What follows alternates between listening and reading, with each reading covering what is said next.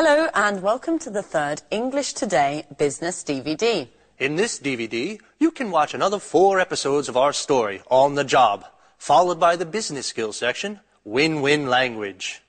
We'll then look at the following topics: note-taking and report writing, Different levels of formality, the various grammatical forms we use to talk about the future, and the writing styles used in email communications.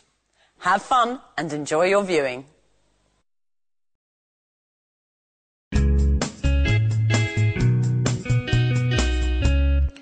I've called you in today to bring you up to speed on our new cookbook series. Anne's going to take notes, from which we'll then develop a detailed outline of the work in progress, and then set the deadlines. So Gary, which authors have we contacted? We've got in touch with Jones, Bradford, Smith, Fox, and Grant. Unfortunately, we haven't been able to contact Tchaikovsky. I think he's abroad at the moment. What? Sorry. Could you spell that for me, please, Gary? Certainly. Chakoswski. He's one of our Russian collaborators. Couldn't we get in touch with Parker in his place? What do you think? He's worked with us in the past. It's a good idea. Unfortunately, I haven't got his number. I think I have it in my old appointment book. Let me just make a note of that so I don't forget. What's the news on the contribution so far? Have the authors started sending in material? Yes, and I've already begun editing the first batch. Excellent, Anne. You'll also have to take care of researching the images. When you've got those, you can send them along to the graphics department for page insertion. Let's move on to the typography. Rachel, have you seen the first batch of proofs we got from Montex today? Yes, Mr. Stevens. Great work, I must say. It seems to me that they've done an excellent job. Good. So it looks like we can trust them with this edition. Let's get a bid in immediately.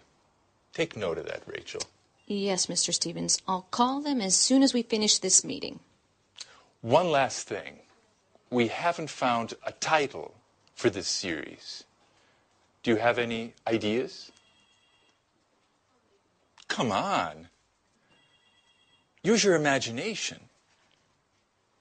I want something original. Something catchy. Nothing? Okay, then that's your first task. Do some brainstorming to come up with some ideas, and then we'll go through them together. Why the long faces? There's nothing to worry about. You're a great team. I'm sure you'll think of something interesting. Okay?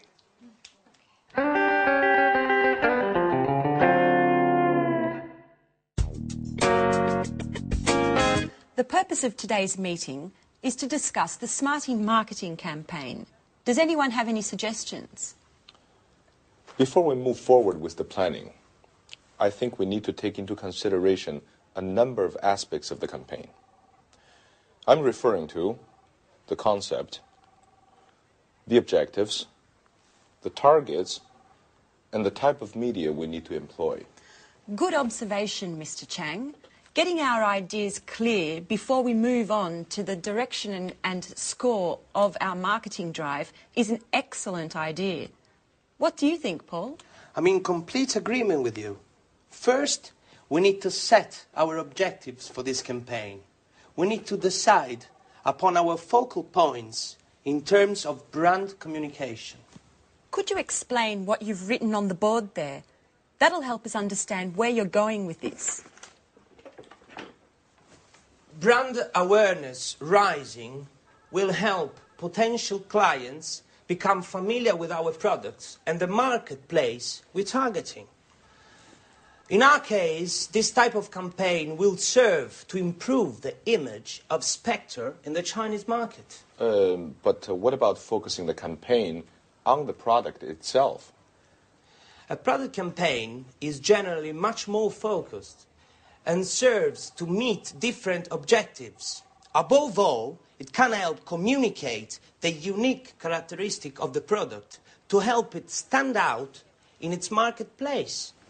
Of course, this can eventually bring positive results to the entire line of products. And in your opinion, what type of campaign best suits our needs? Well, considering that the Chinese market is new for us, I'd choose a campaign focusing on brand awareness with a simple but effective message, such as our company provides sporting goods with a high-tech edge, and then follow up with a successive campaign focusing on the smarty.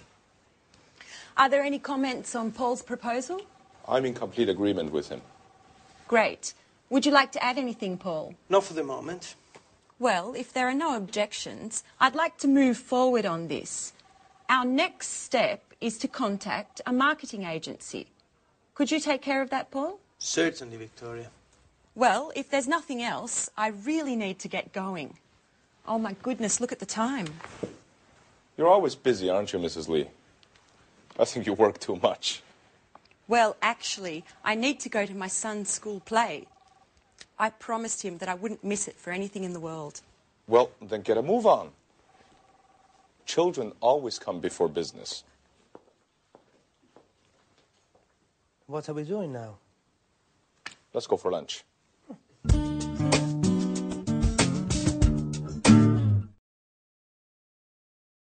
Good, so there you saw two different meetings. And now let's talk about report writing after meetings, because it is important. You have to keep a record of things that happen in meetings. But it's not easy, and people are usually very bored with writing reports. So I want to try and give you a few tips of how to improve your report writing. So let's use the screen. Now, obviously, the first thing is you have to identify the speakers, know exactly who is in the meeting and what their position or job is. Now, the second thing is to write brief summaries of the main points. Now, it's important to keep these brief. For example, Victoria's meeting. Let's think about that. Can you remember the content of that meeting? Well, we could say that the main points were, number one, brainstorming on the Smarty marketing campaign. That was the general activity at the beginning. So the first thing was brainstorming on the Smarty marketing campaign. Then the next important thing was setting objectives for the future steps. The third thing they talked about was the brand awareness of the campaign for China. That's the third most important thing.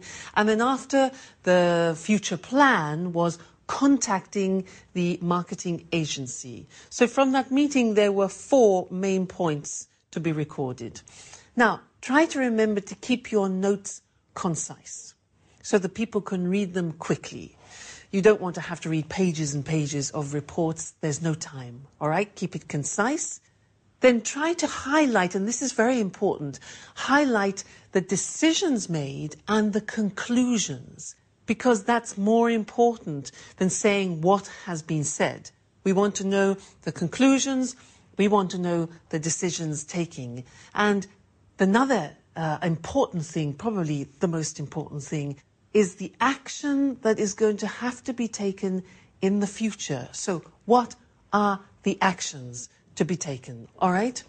Then, immediately after the meeting, try and write up your notes as soon as possible, because otherwise you tend to forget. All right? So as soon as possible. Fantastic. Now, how do we organize the report? What's the layout like? Well, it's really quite simple. You have an introduction where you state the relevant old business and also the new business. So that could be your introduction. Then in the main part, you specify the main discussion points of the meeting, as we mentioned before. And then in the conclusion, in the summary, you talk about the decisions and about the actions. So that would be an efficient report. Not too long, the most important decisions, the most important conclusions and actions for the future. All right? Now, often in reports, we abbreviate language to make, again, the report shorter. And I want to look at some of those common abbreviations with you now. Look at the screen. E.g. means, for example. I.e. means that is. ETC, very common, is etc. C.F. C.F. means compare.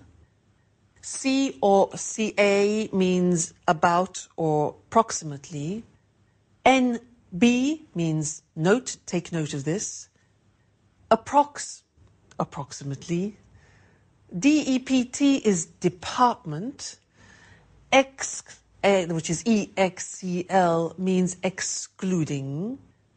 IMP dot is important. INCL means including. LTD is limited, often to describe companies. NO is number. P or PP is page or pages. Probs, P-O-R-B-S, probs, problems. RE, with reference to or concerning. REF is reference, just reference. V dot is very, and S/T is something. Now, these are very, very common abbreviations, and you can use them freely in your reports. It shortens the task. All right, so remember, when you're writing reports, keep it short, keep it concise and to the point. Concentrate on the decisions taken, the conclusions, and the plans for future actions. All right? Well, thank you very much, and we'll meet again in the next lesson. Bye. Hello and welcome back to Business Talk. Our topic for the next 2 programs is win-win language, the language that allows all parties of a conversation to feel like winners, whether the conversation is business-related or not. Eric and I will be demonstrating how the use of win-win language in an argument, a negotiation, or even an informal chat can ensure that both speakers involved come away satisfied. Today, we'll be focusing on the language of argument. And next time, we'll look at the language of negotiation and small talk. So, how can we present an argument in the best possible way? Win-win language is the answer. When you make a business proposal or a request, you win your case.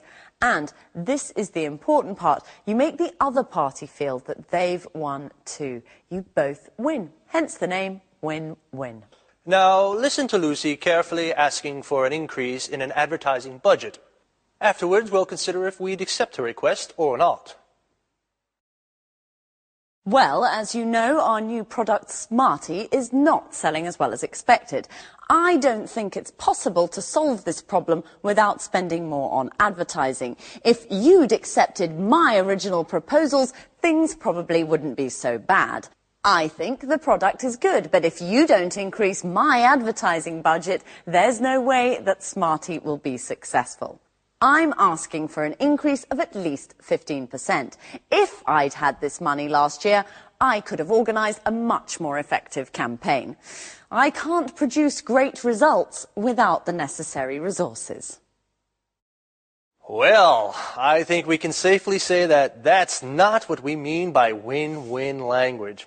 I know I'd be reluctant to agree to a request presented that way. Well, you'd be absolutely right, because I didn't mention any of the benefits of my proposal. I didn't use any facts to support my case, and my attitude was very negative. I said what I didn't want, rather than what I did want. Okay. Now, listen to me present the same request. Good morning, everyone. This morning, I'd like to propose an increase in our advertising budget of at least 15%. This may seem a lot, but there are 2 good reasons why we should agree that this increase is necessary. Let me try to explain as simply as possible.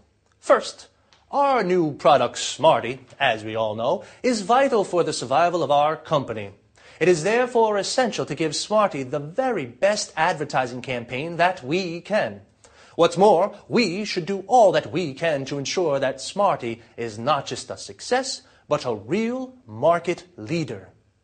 The second reason is that with a bigger budget, we'll be able to create the sort of market image that our company needs if we are to survive in a world of global competition.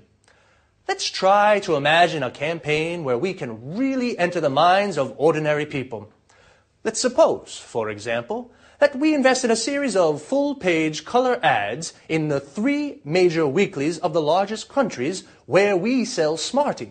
Imagine the positive impact this will have on the sales of all our products. And I'm sure you'll agree that it's most definitely worth a try. That's what I call win-win language. Well organized, emphasizing a team spirit and the benefits of the proposal. Well, yes, I'm sure we'll all agree that my chances of getting that budget increase are definitely higher than yours. Well, that's all from us for now, so see you soon. Bye-bye. Now, let's take a closer look at exactly why my request was more convincing than Lucy's.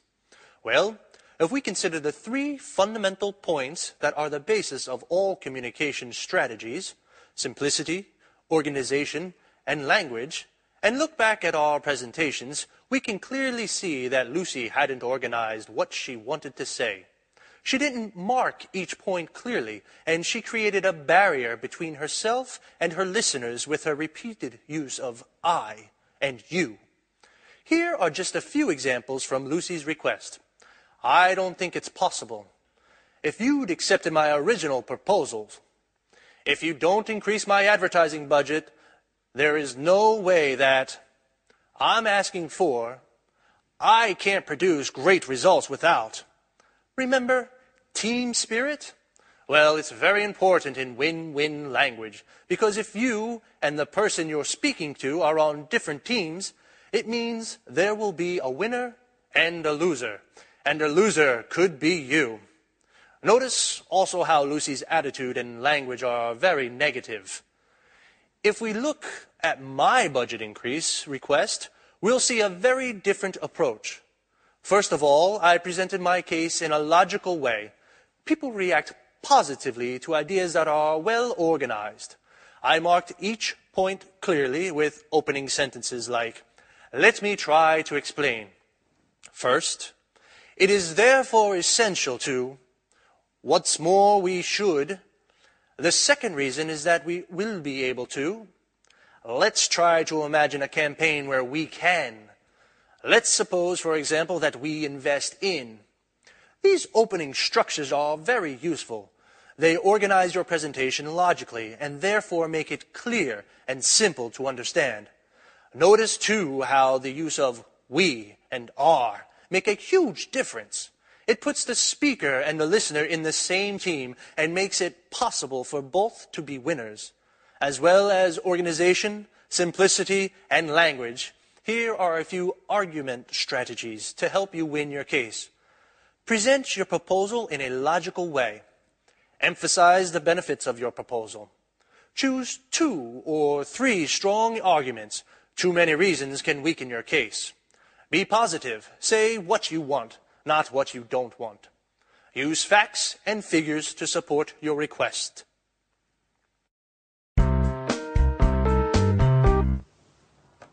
Mr. Chang, can you hear clearly? Yes, I can. Go ahead.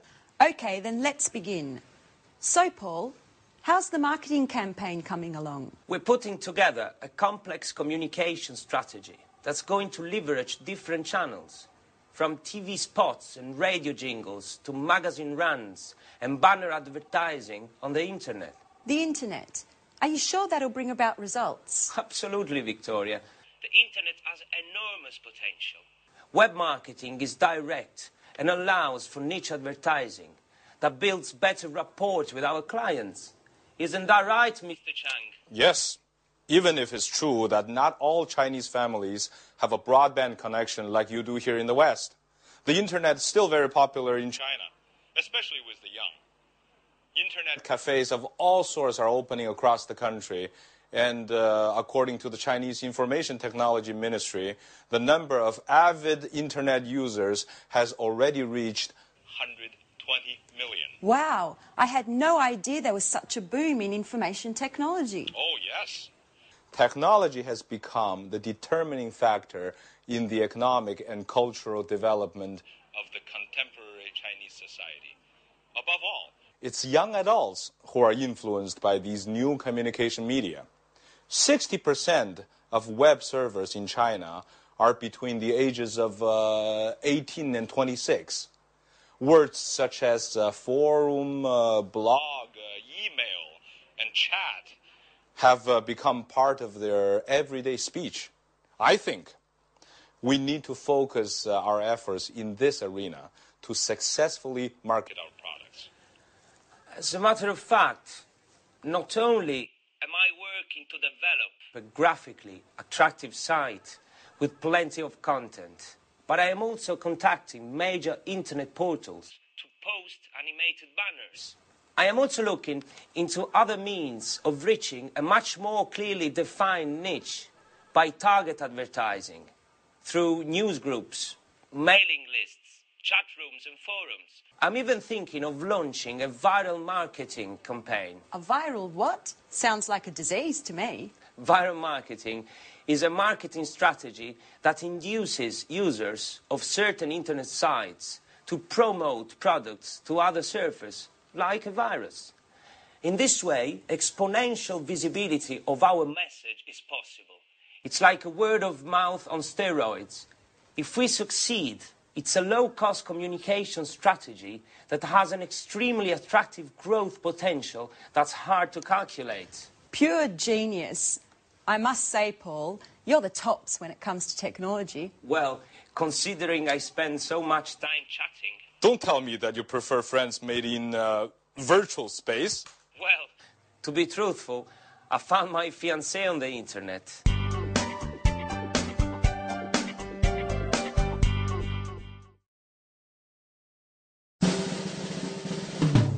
Gary, did you get that email problem fixed? Yes, I did. I set up a new account for you.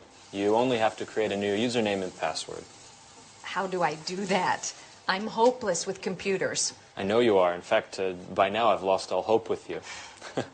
But you really do need to try to learn. I mean, email and internet are indispensable in this day and age. I know, Gary. You don't ever get tired of repeating that. I must admit, I'm a Luddite. How I miss the days when you wrote letters by hand and visited the library to do research. Everything's changed now. I think I've done well to learn to send and receive emails.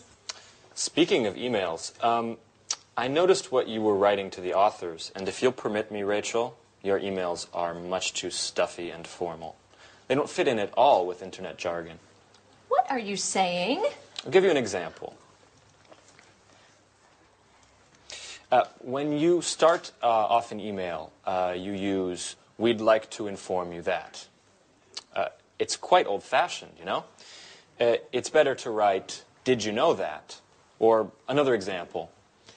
When you need to make an excuse, you begin, "We regret to inform you that." It's much better to use something like, "Unfortunately, we can't." It's less formal, but at the same time, more professional. Email needs to be kept simple and to the point. Use abbreviations as often as possible and keep phrases short. If you're writing to someone you know well, you can even add an emoticon. It's always a pleasure to get one. An emoticon? What the devil is that? You're so old school, Rachel. Emoticons are those little faces that you can make using keyboard characters that show how you're feeling at the time. Okay, Professor. I'll try to simplify and use a more colloquial tone when writing. Perhaps I'll even put in a smiley. It's not difficult. You'll see. Just let the magic of the internet transport you. But remember to use netiquette. You're talking like a computer manual. What is netiquette? It's good manners on the internet. It's the rules of the road, of the network. Rachel. You really do need to get some practice, don't you? I've got an idea. Why don't you let me sign you up for a forum? That way you can learn the rules of the road and the lingo as you surf.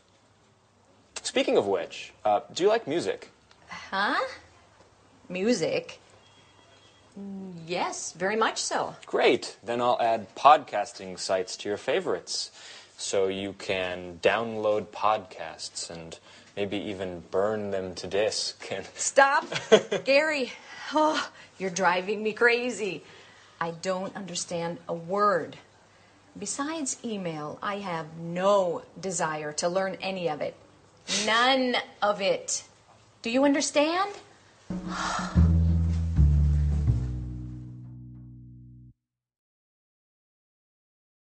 Good. Now, before talking about email writing, I want to talk about another concept which we've already looked at before.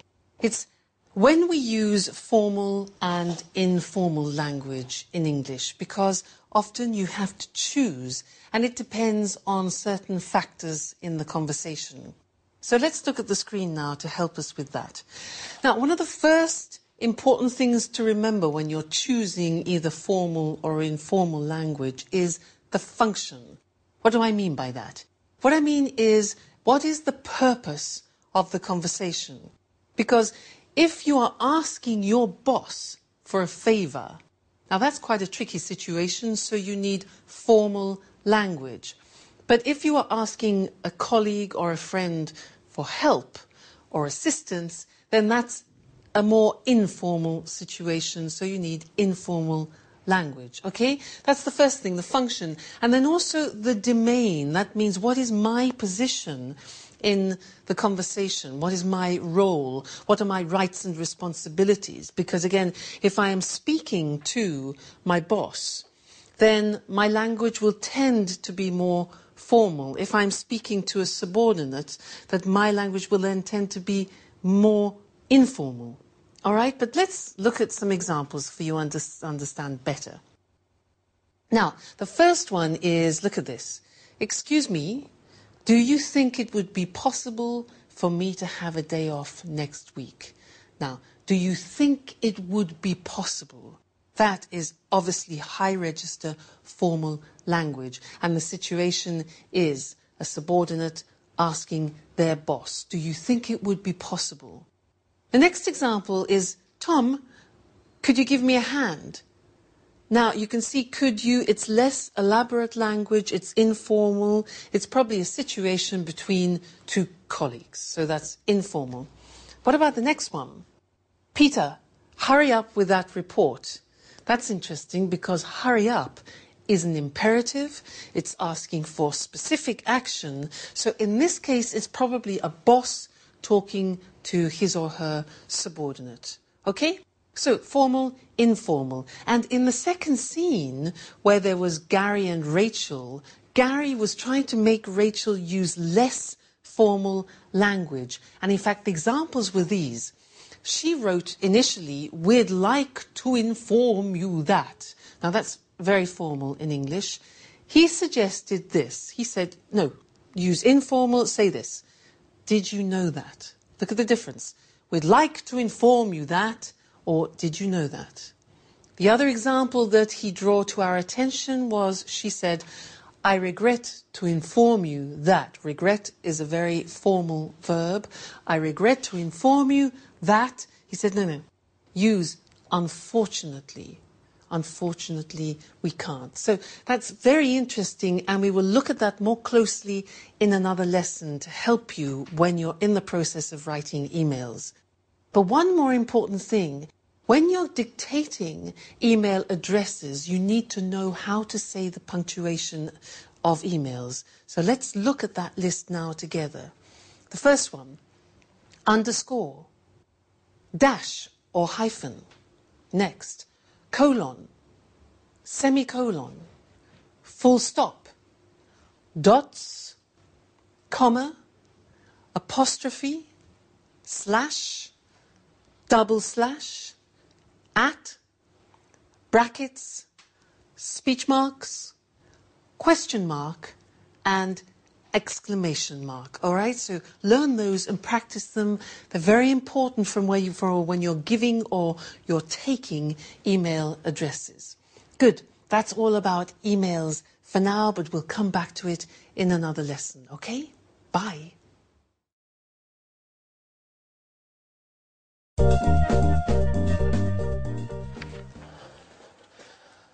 Hi, Victoria. Hi, Paul. Paul, what's the matter? You look awful. What? Haven't you heard? You know I've been away for 4 days. My boy was sick and the babysitter went to visit her mum. Did something happen while I was away?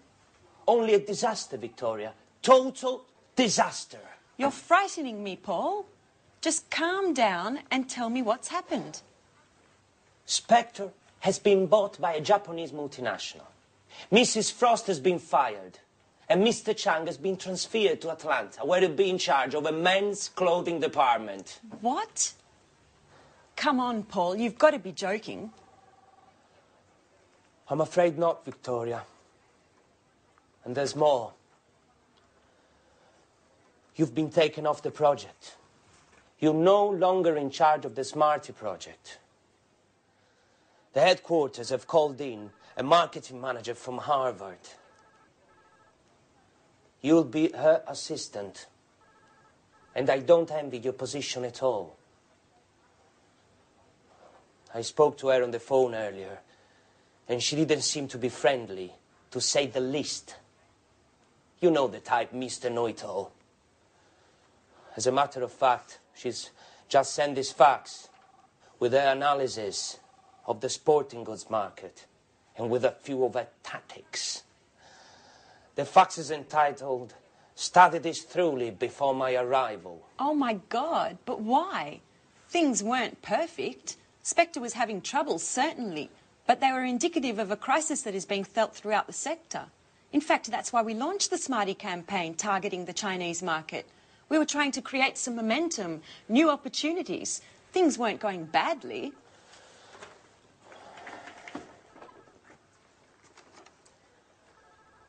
To start with, no.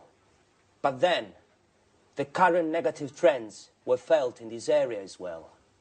Low salaries were eroding consumer confidence, forcing us to raise prices to keep profits up. Add to that, the competition that literally beat us over the head. It's very difficult to compete in a market where raw materials and labor costs are so low. The final result was an excellent, high-quality product that was priced out of the market, which prevented us from competing. I know, but we were creating a niche market for ourselves. Yes, but the revenues were too marginal. In any case, we'll get the details at the meeting this afternoon. Mrs. Frost and Mr. Chang will be there. And possibly even our new boss, Helen Collins. Speaking of which, here is her outline. Make sure you study it well.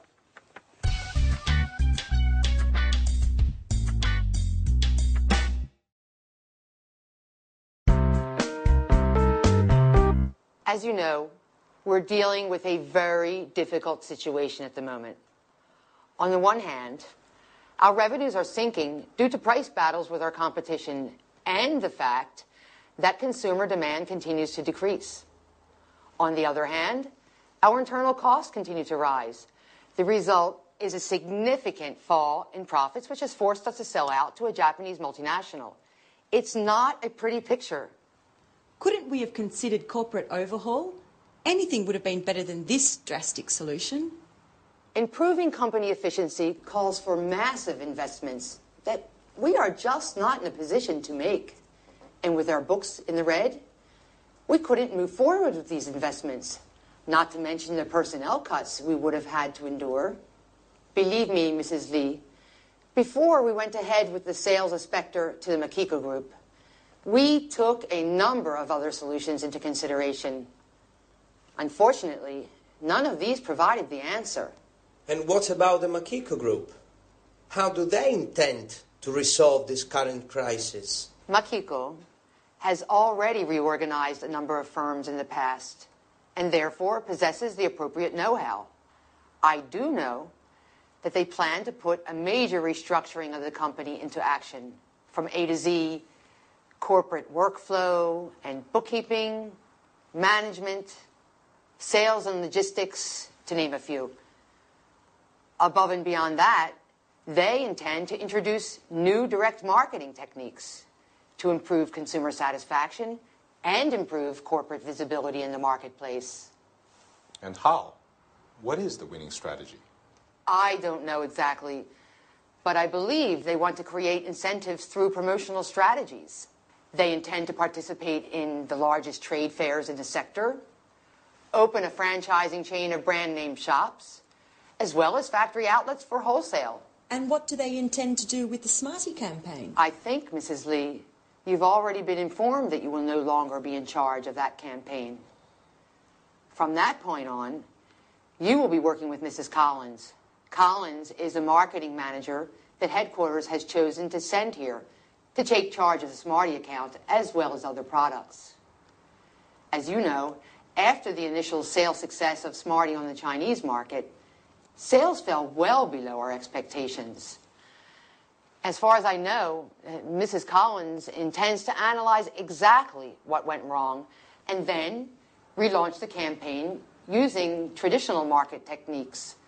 And these will include market research, telephone surveys, bots, etc. In any case, she will soon be here to explain everything in more detail. She should be arriving any moment, actually. Oh, she is.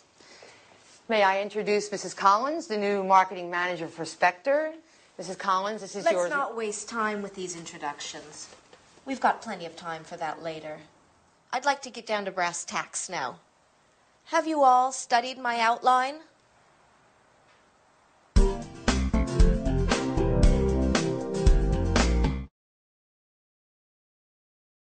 Well, that was pretty dramatic news, wasn't it?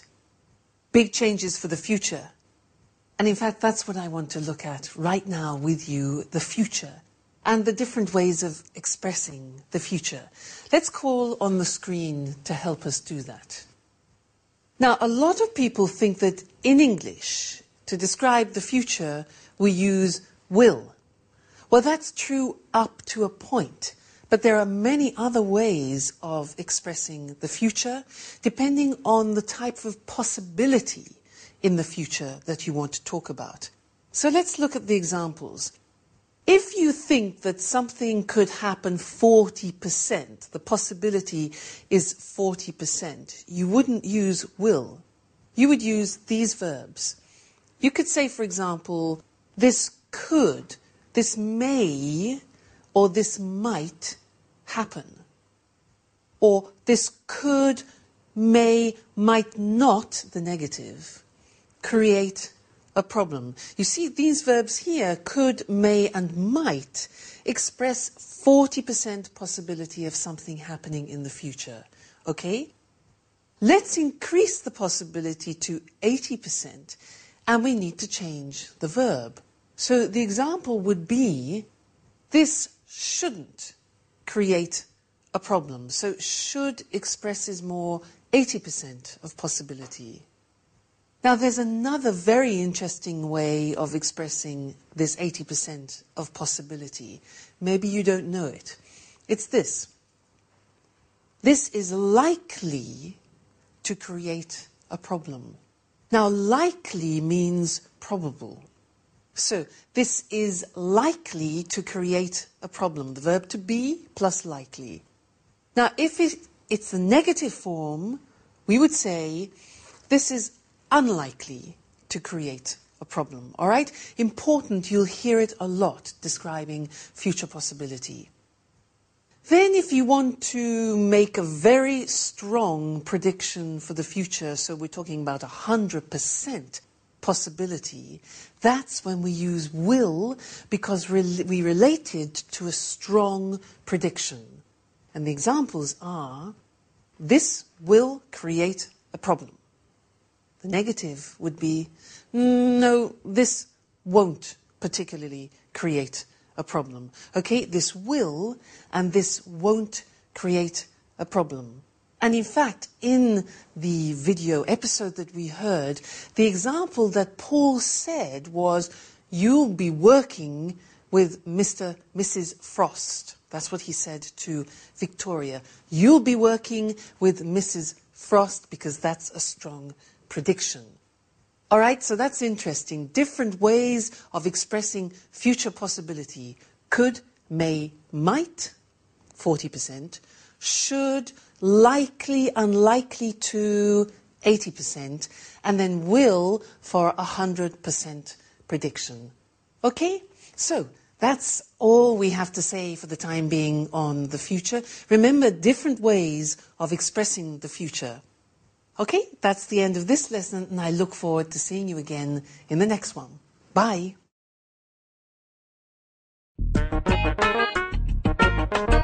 Okay, sweetheart. And remember, do all your homework and then you can watch those cartoons you like so much on TV. I better get going then. Okay, bye.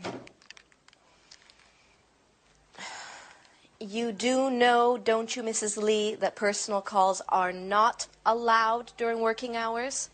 It was just a short call, Mrs. Collins. I was just checking in on my son.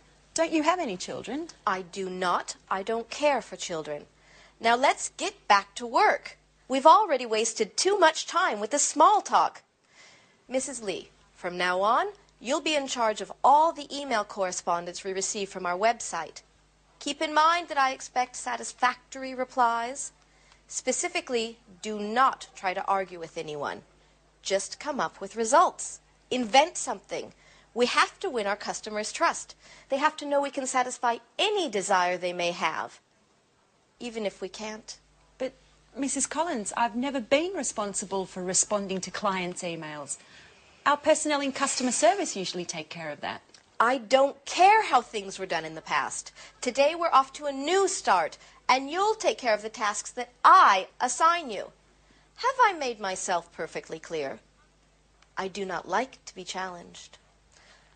Oh, by the way, Mrs. Lee, speaking of email, you'll soon be receiving your work schedule for next week. Goodbye.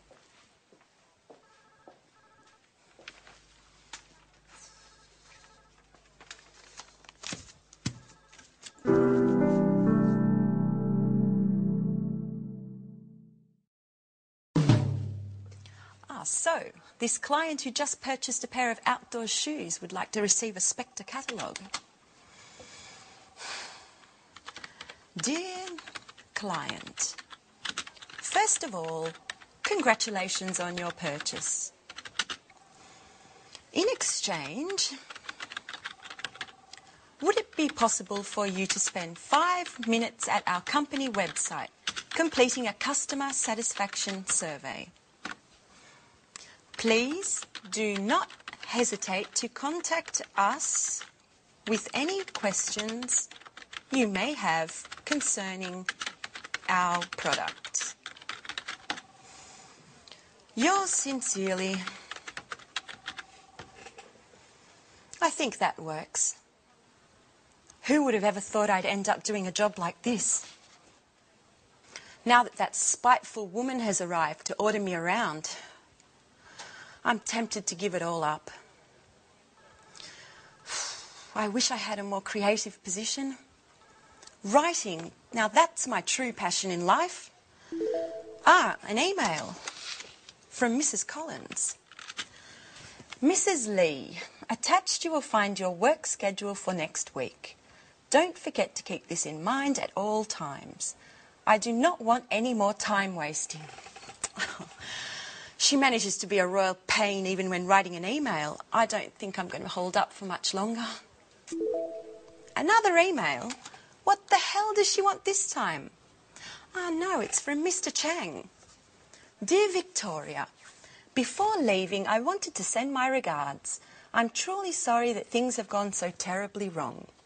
We worked very well together, and I highly appreciate the mutual respect we had for one another. I know that between you and Mrs. Collins there's no loss of love. You'll have to believe me when I say that I find her highly unlikable as well. Stiff upper lip. You're an asset to this company and I'm sure you'll do very well. It's been a great pleasure knowing you and please keep in touch. Let me give you one last piece of advice. In China, when we are sad or angry, we have a way of relaxing which always works. We close our eyes and have a good laugh. Try it and you'll see that it works. Ah, Mr. Chang, I'm going to miss you. He really was a nice person to have around. Let's try his method.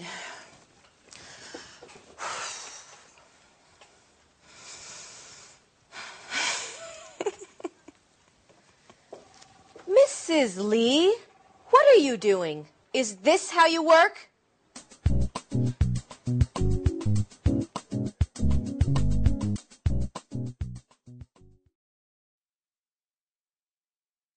Emails, emails, emails. And that's what we're going to talk about now. Because when you're writing emails, you need the flexibility to be able to move from a formal style of writing to an informal style of writing. Because if you're writing, for example, to new customers, new contacts, to your superiors, where there's a distant relationship, then you need to use formal language. If you're talking to colleagues and friends, with people with whom you have a well-established relationship, then you can use informal language. But you need to be able to move from one to the other with ease. And it's not so simple. So I'd like to give you some examples of differences between formal and informal expressions that we very often use in emails. Let's look at the screen to help us with this. Now, look at this example here. Very often we might begin an email in a formal way with this phrase. Further to your email of the 7th of July. Notice, further to your email. Now that's formal. How would we say that informally? Well, we would just write your email of. R-E. Your email of.